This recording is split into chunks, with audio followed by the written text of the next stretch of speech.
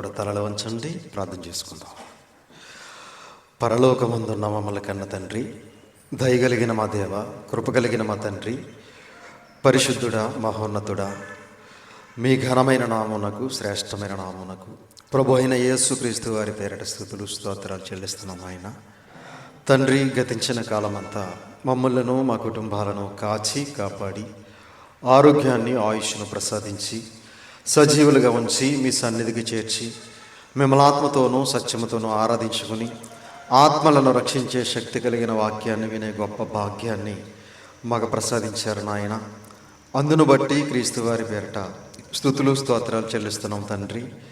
తండ్రి, మీ దాసుడునైన నేను మీ పక్షముగా నిలబడిన ఆయన, మీ గ్రంథంలో నుండి తండ్రి మీ మాటలను మీ పిల్లలకు ఉపదేశించడానికి తండ్రి సిద్ధపడుతూ ఉండగా నాయన, చెప్పగలిగే మంచి సమయోచితమైన జ్ఞానమును మీ ఆత్మ సహాయము నాకు అందించండి తండ్రి.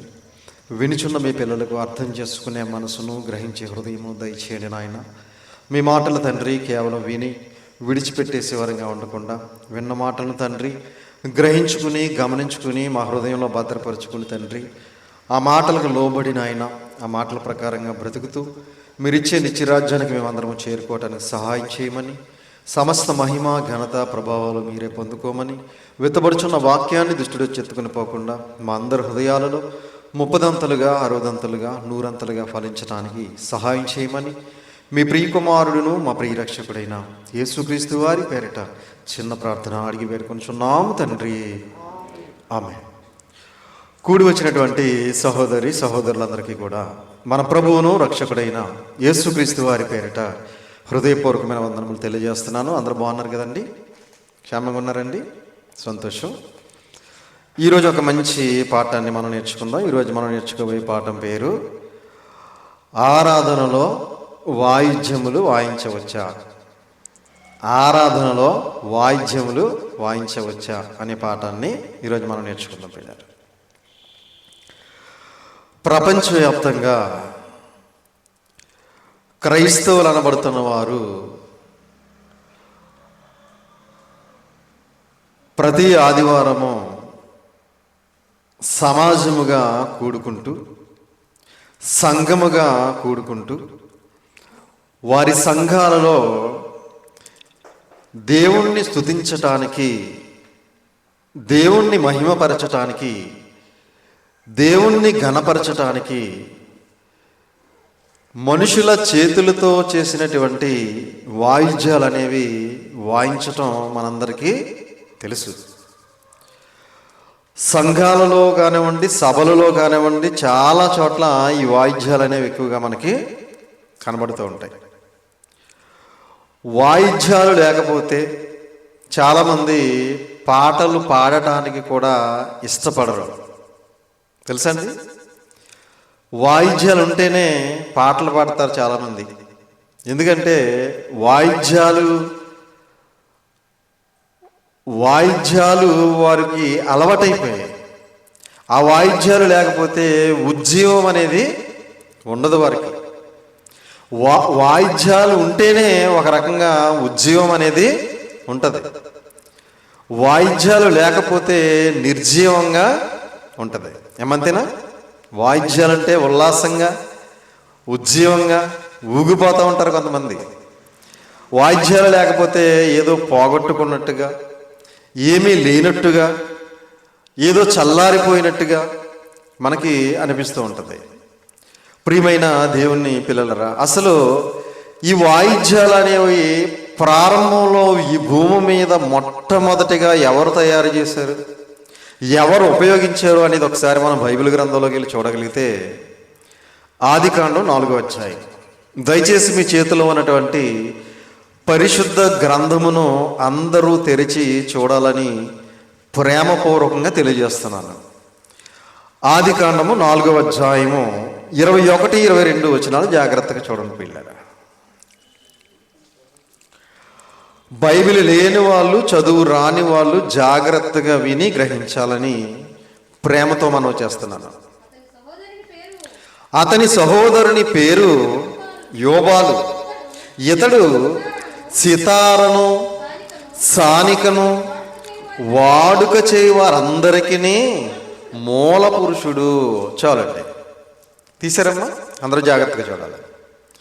ఇక్కడ అసలు ఈ వాయిద్యాలనేవి తయారు చేయటానికి మూల పురుషుడు ఎవరో, మూల కారకుడు ఎవరో దేవుడు తెలియజేస్తున్నమాట.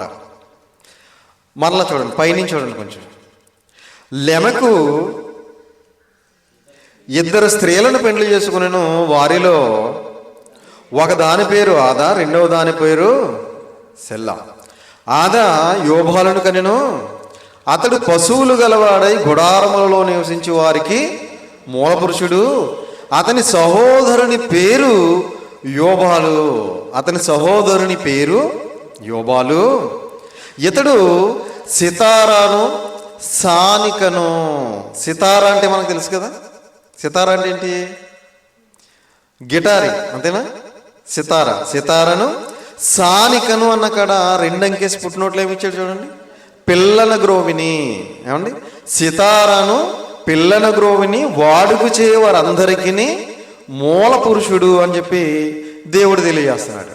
అంటే ప్రపంచంలో వాయిద్యాలు వాయించే వారందరికీ మూల పురుషుడు ఎవరు అంటే యోబాలు. అంతేనా? మొట్టమొదటగా ఈ వాయిద్యాలు, ఈ సానిక, ఈ పిల్లల గ్రోవి, ఈ సితార, ఇలాంటి వాయిద్యాలన్నీ ఎవరు తయారు చేశారు, ఎవరో ఈ ప్రపంచంలో మొట్టమొదటగా ప్రారంభించారని మనం ఆలోచించగలిగితే యోబాలు అనే ఒక వ్యక్తి మనకు బైబిల్ గ్రంథంలో కనబడుతున్నాడు. తర్వాత యాకోబు గారితో తన మామగారైనటువంటి లాబాను దగ్గర నుంచి యాకోబు గారు వెళ్ళిపోతున్నప్పుడు యాకోబు గారితో లాబాను గారు ఏమంటున్నారో ఒకసారి చూద్దాం. ఇదే ఆదికాండము 31వ అధ్యాయం. 31వ అధ్యాయము 27వ వచనం జాగ్రత్తగా చూడండి పిల్లారు. యాకోబు గారి మామగారు లాబాను గారు యాకోబు గారితో ఏం మాట్లాడుతున్నారు చూడండి. 31వ అధ్యాయము 27. నీవు నాకు చెప్పక రహస్యముగా పారిపోయి నన్ను మోసపుచ్చితివేళ, సంభ్రముతోనూ పాటలతోనూ మధ్యలతోనూ సితారాలతోనూ నిన్ను సాగనంపుదునే అంటున్నాడు. ఎవరు? లాబాను గారు. ఎవరితో? యాకోబు గారితో. అంటే యాకోబు గారు లాబాను గారికి చెప్పకుండా వెళ్ళిపోతున్నాడు. వెళ్ళిపోతున్నప్పుడు వెనకాల లాబాను గారు వెంబడించి వచ్చి యాకోబు గారితో చెప్తున్నటువంటి మాట ఇది. ఏమని చెప్తున్నారు? మరలా, నీవు నాకు చెప్పక రహస్యంగా పారిపోయి నన్ను మోసపుచ్చితివేళ, సంభ్రమంతోనూ పాటలతోనూ మధ్యలతోనూ సితారాలతోనూ నిన్ను సాగనంపుదనే. నాకు నువ్వు చెప్పి వెళితే నిన్ను చక్కగా ఎలా పంపించుండేవాడిని? సంబరాలతో పంపించుండేవాడిని, పాటలు పాడి పంపించుండేవాడిని, అలాగే మధ్యలు వాయించి పంపించేవాడిని, సితారాలు వాయించి పంపించేవాడిని. నేను ఎంతో సంతోషంగా మధ్యలో సితారాలు పాటలు పాడి చక్కగా పంపించుండేవాడిని అని చెప్పి లాబాను గారు యాకోబు గారితో తెలియజేస్తున్నారు. ఏమ్మా? అయితే ప్రారంభం నుంచే ఈ వాయిద్యాలు అనేవి వాడుకలో ఉన్నట్టుగా మనకి కనబడుతున్నాయి. అయితే దేవుణ్ణి ఆరాధించటానికి ఎప్పటి నుంచి వాయిద్యాలు వాయించడం మొదలుపెట్టారు అనేది ఒకసారి మనం బైబిల్ గ్రంథంలోకి వెళ్ళి చూడగలిగితే దినవృత్తాంతాల మొదటి గ్రంథం. ఈ వాయిద్యాలు దేవుణ్ణి స్తుతించటానికి ఎప్పటి నుంచి వాడటం ప్రారంభించారు అనేది ఒకసారి మనం బైబిల్ గ్రంథంలోకి వెళ్ళి చూడగలిగితే దినవృత్తాంతాల మొదటి గ్రంథం 23వ అధ్యాయం. దయచేసి అందరూ కూడా పరిశుద్ధ గ్రంథాన్ని తెరిచి చూడాలని ప్రేమపూర్వకంగా తెలియజేస్తున్నాను. దినవృత్తాంతాల మొదటి గ్రంథం 23వ అధ్యాయము 1వ వచనం నుంచి 5వ వచనం వరకు జాగ్రత్తగా చూడండి ప్రియులారా. 23వ అధ్యాయము 1వ వచనం నుంచి. దావీదు ఏళ్ళు నిండిన వృద్ధుడాయన గనుక అతడు తన కుమారుడైన సొలొమోనును ఇశ్రాయేలీయుల మీద రాజుగా నియమించెను. దావీదు గారు ఏమయ్యాడట? వయసు అయిపోయి వృద్ధుడైపోయాడట. అప్పుడు తన కుమారుడైనటువంటి సొలొమోను గారిని ఏం చేశాడు? ఇశ్రాయేలీల మీద రాజుగా నియమించాడట. రాజుగా నియమించాడు. మరియు అతడు ఇశ్రాయేలీల అధిపతులు అందరినీ, యాజకులను, లేవీయులను సమకూర్చెను. ఎవరెవరిని సమకూర్చాడు? ఏమండి? ఇశ్రాయేలీల అధిపతులు అందరినీ, యాజకులను, లేవీయులను సమకూర్చెను. అధిపతులు, యాజకులు, లేవీయులు అందరినీ కూడా సమకూర్చాడు ఓ చోటకి. సమకూర్చి అప్పుడు లేవీయులు 30 సంవత్సరముల మొదలుకొని అంతకు పై వయసు గలవారు కవెలలో చేర్చబడిరి. వారి సంఖ్య 38,000 పురుషులు. ఎంతమంది అంటే వీళ్ళు? 38,000 మంది పురుషులట. వీరిలో 24,000 మంది యెహోవా మందిరపు పని విచారించుటకు గాను 24,000 మందిని దేనికి నియమించాడట? దేవుని యొక్క మందిరానికి పని చేయటానికి. ఏమండి? 24,000 మంది దేవుని మందిరానికి సంబంధించిన పని కార్యక్రమాలు చేయడానికి దావీదు గారు 24,000 మందిని ఏర్పాటు చేశాడట. 6,000 మంది అధిపతులుగాను, 6,000 మంది ఎలా పురమించాడట? అధిపతులుగా నియమించాడట. ఏమండి? న్యాయాధిపతులుగాను ఉండిరి. ప్రియమైన దేవుని పిల్లరా, అధిపతులు, న్యాయాధిపతులు 6,000 మందిని నియమించాడట. 4,000 మంది ద్వారపాలకులుగాను. ద్వారపాలకులుగా ఎంతమంది? 4,000 మందిని నియమించాడట. మరి 4,000 మంది స్తుతి చేయ నిమిత్తము, ఇంకొక 4,000 మంది దేవుణ్ణి స్తుతించడానికి. వాళ్ళ పని ఏంటంటే ఇంక దేవుని స్తుతించడమే. 4,000 మంది ఇంక దేవుని స్తుతించడానికి ఏర్పాటు చేశాడట.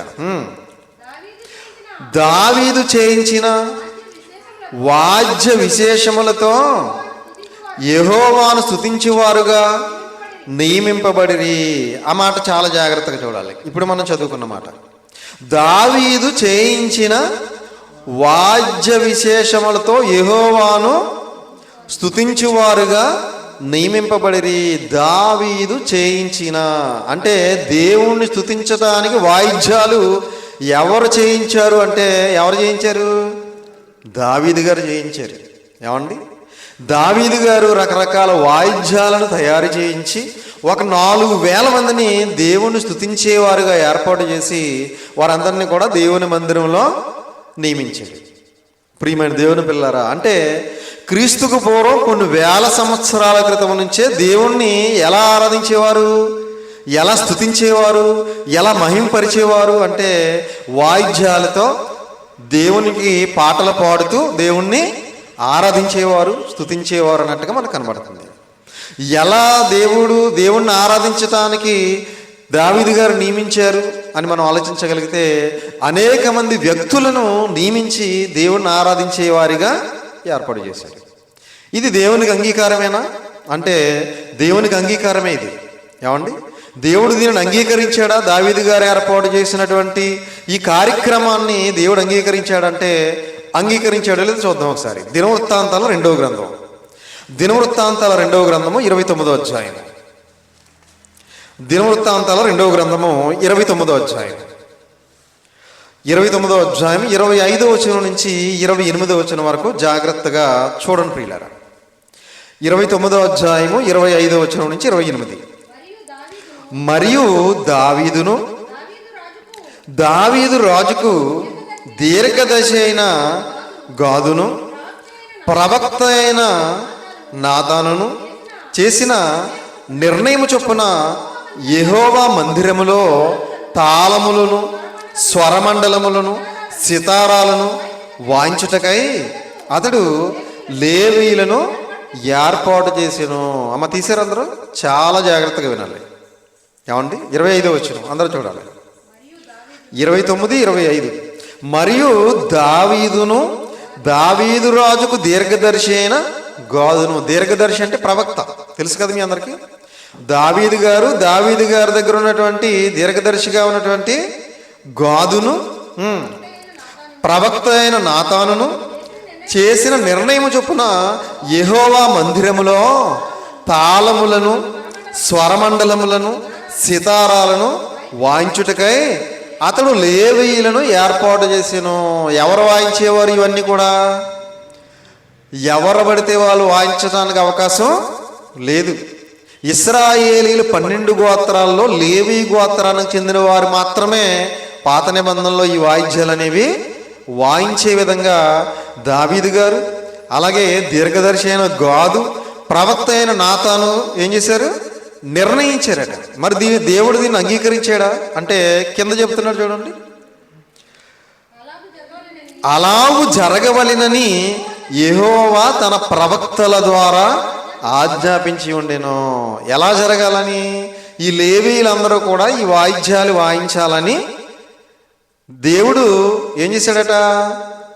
ప్రవక్తల ద్వారా ఆజ్ఞాపించెను. ప్రవక్తల ద్వారా ఆజ్ఞాపించెను అంటే దేవుడు వాయిద్యాల ద్వారా ఆరాధనలు అందుకోవటానికి ఆయన పాత నిబంధనలో అంగీకారం తెలిపినట్టుగా మనకు కనబడుతుంది. అవునా? ఇంకా కిందకి చదవండి. దావీదు చేయించిన వాద్యములను వాయించుటకు లేవీయులను, బోరలు ఊదుటకు యాజకులను నియమింపబడిరి. దావీదు చేయించిన వాయిద్యములను వాయించుటకు ఎవరు? లేవీయులను, బోరలు ఊదుటకు యాజకులు నియమింపబడిరి. బలిపీఠము మీద దహన బలులను అర్పించుడని హిజ్కియా ఆజ్ఞాపించెను. దహన బలి అర్పణ ఆరంభమొకటితోనే బోరల ఊదుటతోనూ ఇశ్రాయేలు రాజైన దావీదు చేయించిన వాద్యములను వాంచుటతోనూ యెహోవాకు స్తుతిగానము ఆరంభమాయను. దహన బలి ఎప్పుడైతే ఇవ్వడం ప్రారంభించారో అప్పటి నుంచి ఏం స్టార్ట్ అవుతుందంట? బోరల ఊదడం స్టార్ట్ అవుతుందంట. అలాగే ఇశ్రాయేలు రాజైన దావీదు చేయించిన వాద్యములు వాయించుటతోనూ యెహోవాకు స్తుతి గానము ఆరంభమాయను. అంటే ఆరాధనలో ఏమేమి ఉన్నాయంటే దహన బలి కూడా ఉంది. ఏమండి? దహన బలి ఉంది, అలాగే వాయిద్యాలు ఉన్నాయి, అలాగే బోరలు కూడా ఉన్నాయి. ఈ విధమైనటువంటి ఆరాధన పాత నిబంధన గ్రంథంలో దేవుడు కోరుకున్నాడు. ఏమండి? దావీదు గారు మొదలుపెట్టారు, దాన్ని దేవుడు కూడా ప్రవక్తల ద్వారా స్థిరపరిచాడు, అంగీకరించాడు. మరి క్రొత్త నిబంధనకు వచ్చేసరికి దేవుడు ఎక్కడైనా వాయిద్యాలు కోరుకున్నాడా? ఏమండి? పోనీ మొదటి శతాబ్దంలో ఎవరైనా వాయిద్యాలు వాయించారా అనేది ఒకసారి మనం బైబిల్ గ్రంథంలోకి వెళ్ళి చూడగలిగితే మత్తయి గారు రాసిన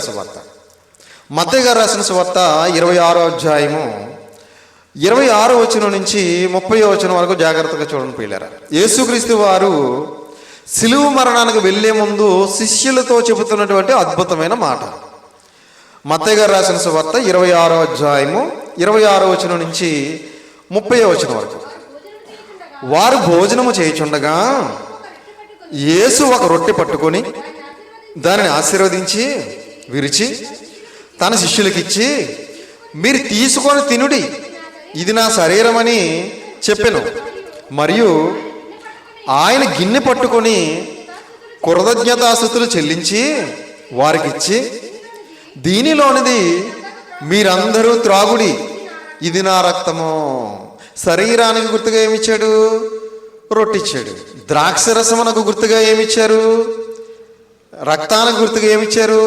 ద్రాక్షరసాన్ని ఇచ్చారు.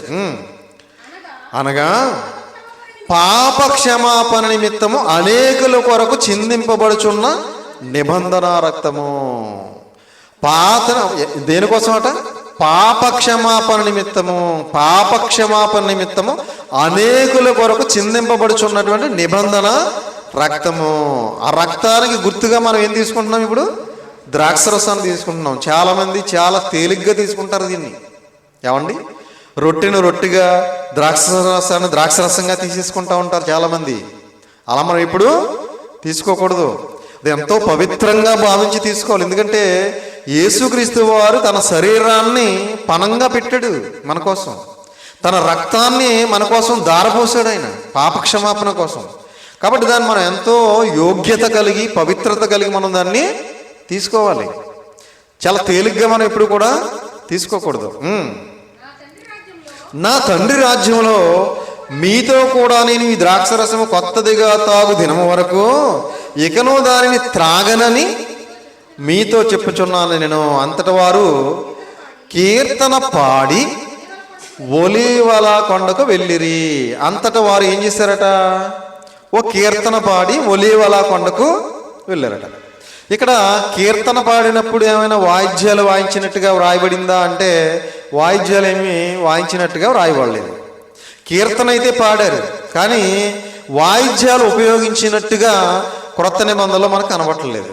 ఏమండి, ఇక్కడ యేసుక్రీస్తు వారు ఉన్నారు ఈ పాట పాడినప్పుడు, అలాగే శిష్యులు కూడా ఉన్నారు ఈ పాట పాడినప్పుడు, కీర్తన పాడినప్పుడు. కానీ వాయిద్యాలు ఉపయోగించినట్టుగా మనకు కనబడట్లేదు. చూడండి, కనబడుతుందండి?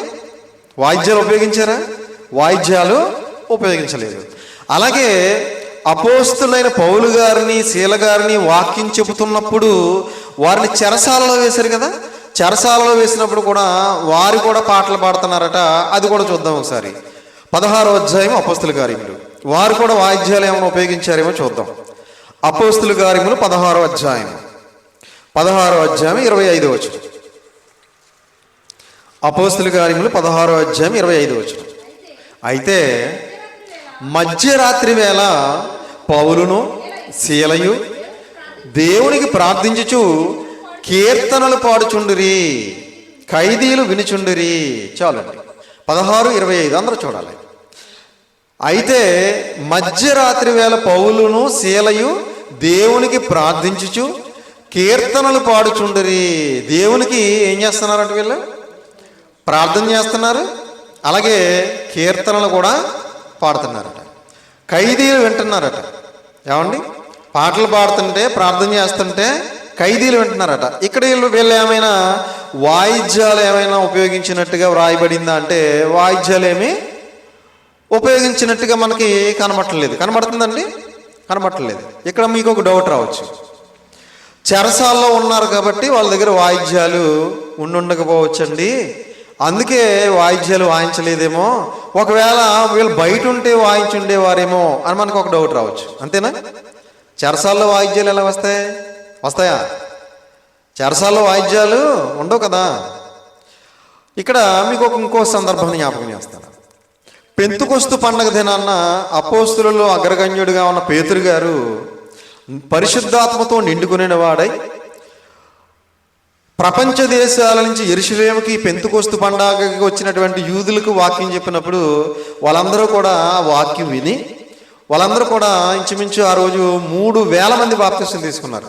ఏమ్మా అంటే క్రైస్తవ్యంలోకి వచ్చారు. వాళ్ళందరూ కూడా క్రీస్తుని రక్షకుడిగా అంగీకరించి మారు మనసు పొంది బాప్తిసం తీసుకుని క్రీస్తు సంఘంలో క్రీస్తు రాజ్యంగా ఆ రోజు ఏర్పడ్డారు. ఏమ్మా వాళ్ళు ఏమైనా వాయిద్యాలు వాయించారా అని ఒకసారి ఆలోచించగలిగితే అపోస్తుల కార్యము 2వ అధ్యాయం. అపోస్తుల కార్యము 2వ అధ్యాయము 41వ వచనం చూడండి పిల్లలు. అపోస్తుల కార్యము 2వ అధ్యాయం 41. కాబట్టి అతని వాక్యము అంగీకరించిన వారు బాప్తిసం పొందిరి. ఆ దినమందు ఇంచుమించు 3,000 మంది చేర్చబడిరి. ఎంతమంది? 3,000 మంది ఒకేసారి మారు మనసు పొంది పాప క్షమాపణ నిమిత్తం బాప్తిసం పొంది క్రీస్తు సంఘంగా ఏర్పడ్డారు. ఏమండి, వాళ్ళు ఏం చేస్తున్నారో చూడండి. వీరు అపోస్తుల బోధ యందును. ఏ బోధ? అపోస్తుల బోధ. ఇప్పుడు మనం చెప్పుకునే బోధ ఏ బోధ? అపోస్తుల బోధ. ఏమండి, అపోస్తుల బోధ యందును, సహవాసమందును, రొట్టె విరుచుట యందును, ప్రార్థన చేయటం యందును ఎడతెగక ఉండిరి. ఏమండి, ఇక్కడ 3,000 మంది చేర్చబడ్డారు కదా. వీళ్ళందరూ ఎవరో 3,000 మంది అన్యజనులు కాదు. బాగా వినాలి. ఈ 3,000 మంది అన్యజనులు అయితే కాదు. ఎవరు? అందరూ యూదులే. ఏమండి, యూదులు పాత నిబంధనలో దేవుణ్ణి ఎలాగ ఆరాధించారు? వాయిద్యాలు వాయిస్తూ ఆరాధించారు, అంతే కదా.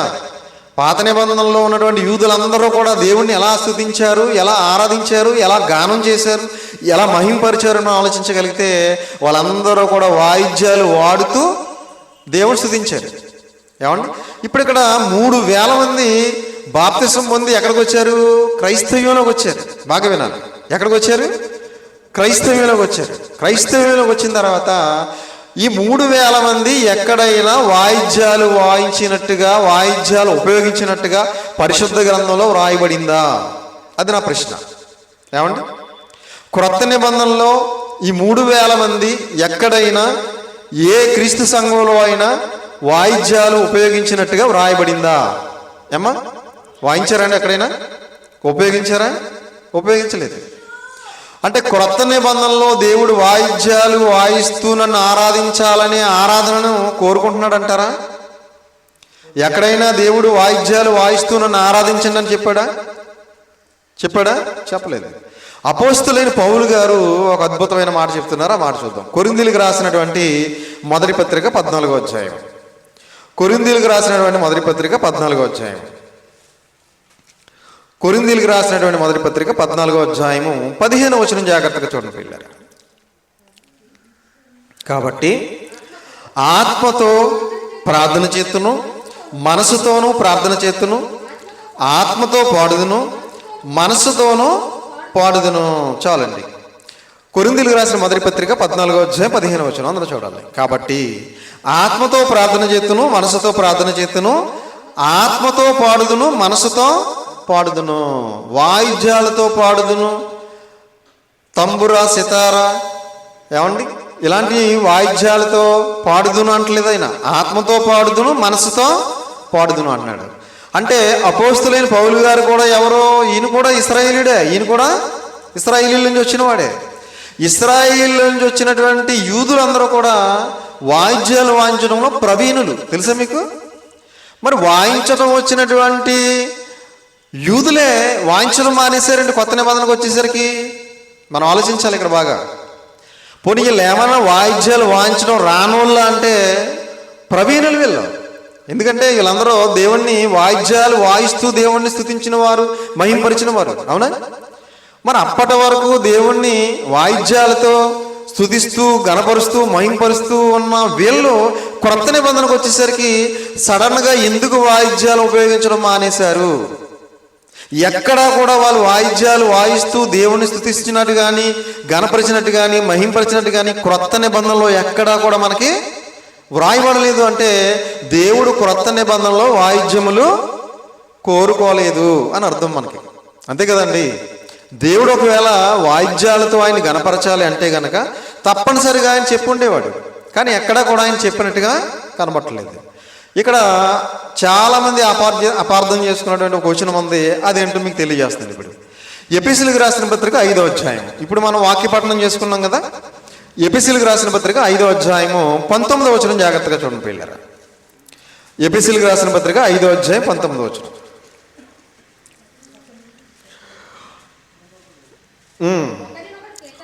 ఒకరినొకడు కీర్తనలతోనూ సంగీతములతోనూ ఆత్మ సంబంధమైన పాటలతోనూ హెచ్చరించుచు మీ హృదయములలో ప్రభువును గూర్చి పాడుచు కీర్తించుచు. చాలండి. ఈ మాట చాలామంది అపార్థం చేసుకున్నారు. ఎలా అపార్థం చేసుకున్నారు ఇప్పుడు చెప్తాను, జాగ్రత్తగానండి. 19వ వచనం అందరూ చూడాలి. 5:19. ఒకరినొకడు, ఒకడు అందరితోటి కాదు, అందరూ ఒకరితో కాదు.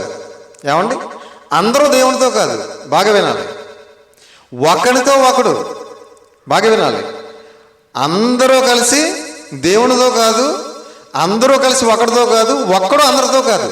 ఏమండి? ఒకరితో ఒకడు ఏం చేయాలట?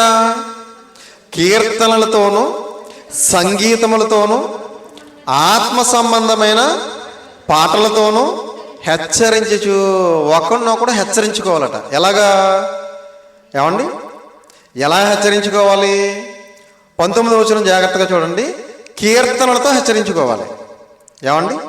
అలాగే సంగీతాలతో హెచ్చరించుకోవాలి. అలాగే ఆత్మ సంబంధమైన పాటలతో హెచ్చరించుకోవాలి.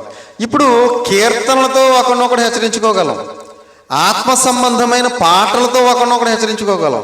సంగీతాలతో ఎలా హెచ్చరించుకోగలం? సంగీతాలతో హెచ్చరించుకోగలమా? ఒకసారి ఆలోచించండి మీరు. కీర్తనలతో హెచ్చరించుకోగలం. ఏమండి? ఆత్మ సంబంధమైన పాటలతో హెచ్చరించుకోగలం. సంగీతంతో ఎలా హెచ్చరించుకుంటాం? అంటే సంగీతం అంటే ఇక్కడ వాయిద్య సంగీతం కాదు. మరి ఏ సంగీతం? గాత్ర సంగీతము అని అర్థం. అర్థమవుతుందండి? సంగీతం అంటే మనం వాయించుకునే సంగీతం కాదు. సంగీతాల్లో రెండు సంగీతాలు ఉంటాయి. ఒకటి వాయిద్య సంగీతం ఉంటుంది, రెండు గాత్ర సంగీతం ఉంటుంది. కాబట్టి ఇక్కడ దేవుడు చెప్పేది గాత్ర సంగీతమే కానీ వాయిద్య సంగీతము కాదు. ఎందుకంటే వాయిద్యాలతో ఒక మనిషిని మనం హెచ్చరించలేము. హెచ్చరించగలమండి? హెచ్చరించలేము.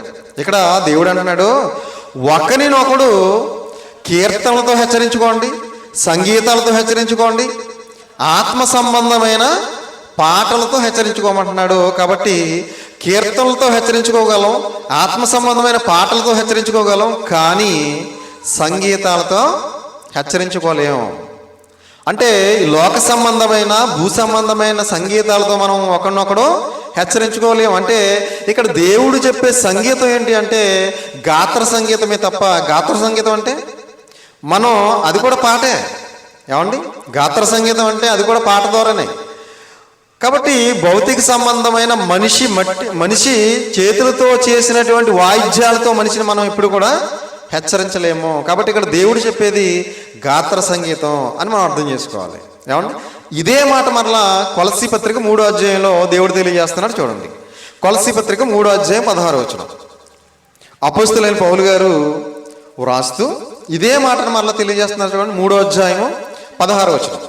సంగీతములతోనూ 3:16 అందరూ చూడాలి. సంగీతములతోనూ కీర్తనలతోనూ ఆత్మ సంబంధమైన పద్యములతోనూ ఒకనికి ఒకడు బోధించుచు.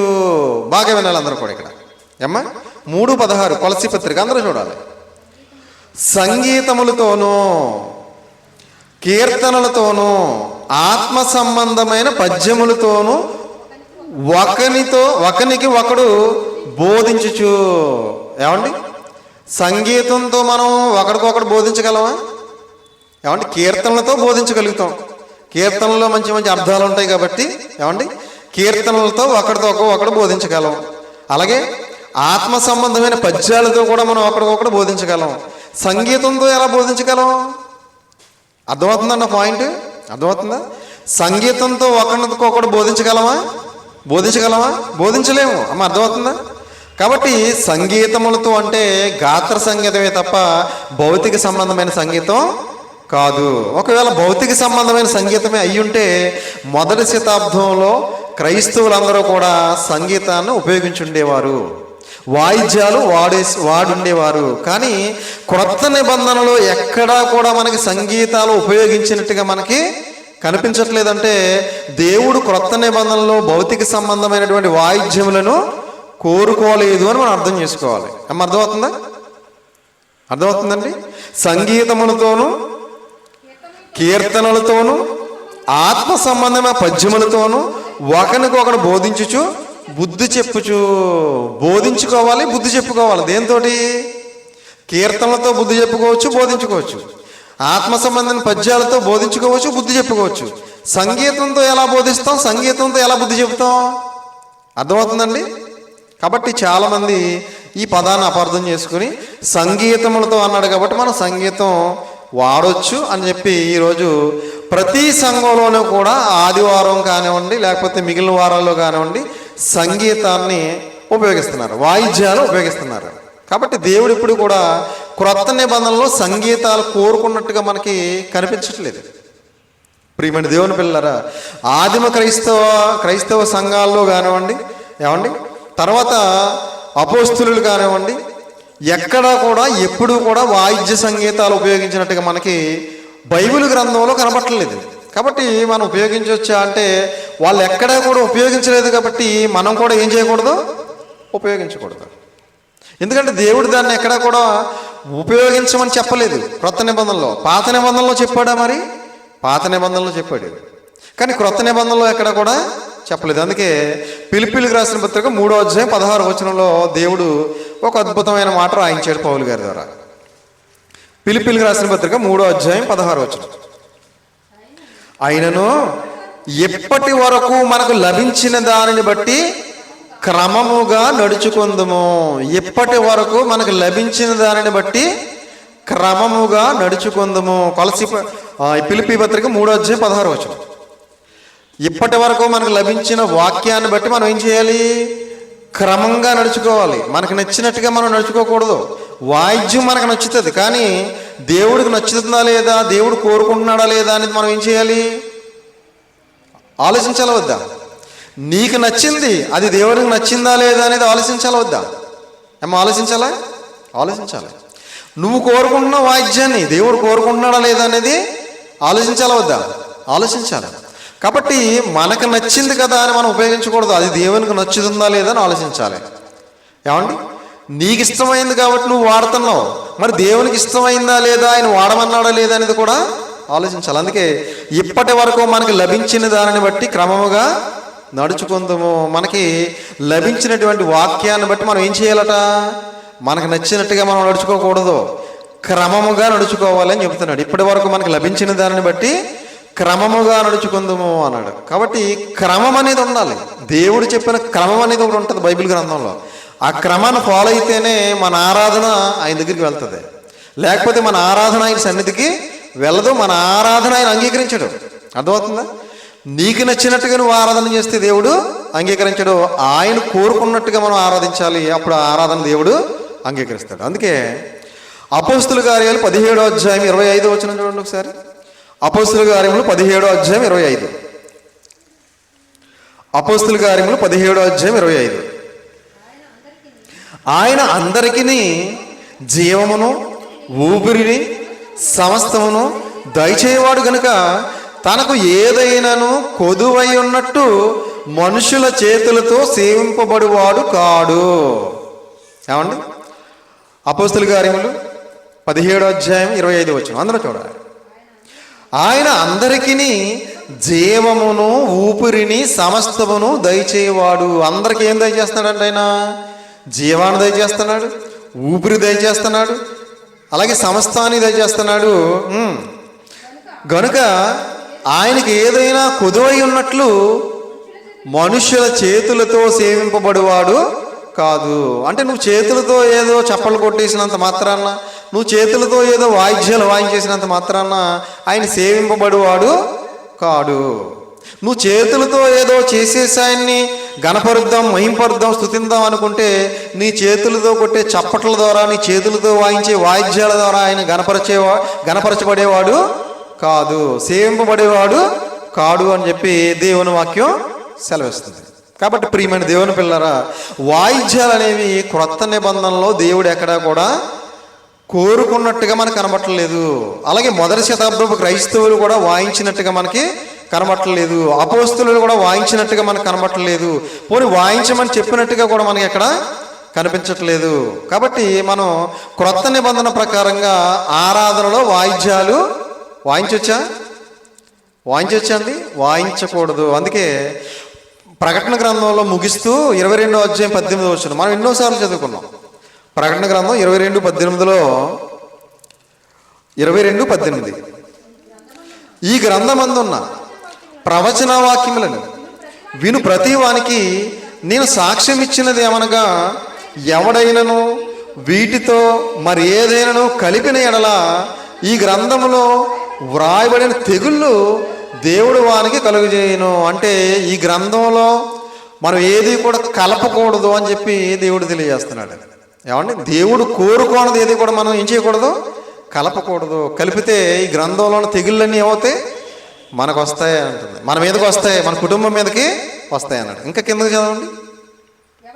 ఎవడైనాను ఈ ప్రవచన గ్రంథమందున్న వాక్యములలో ఏదైనాను తీసివేసిన ఎడల దేవుడు ఈ గ్రంథములో వ్రాయబడిన జీవవృక్షములోను పరిశుద్ధ పట్టణములోను వానికి పాలు లేకుండా చేయను. ఒకవేళ నువ్వు ఏదైనా తీసేస్తావా, అయితే ఈ గ్రంథమందున్న జీవ వృక్షములలోను పరిశుద్ధ పట్టణములోను అంటే పరలోకంలోను వానికి పాలు లేకుండా చేయను. అంటే మనం పరలోకానికి వెళ్ళము అని చెప్తుంది వాక్యం.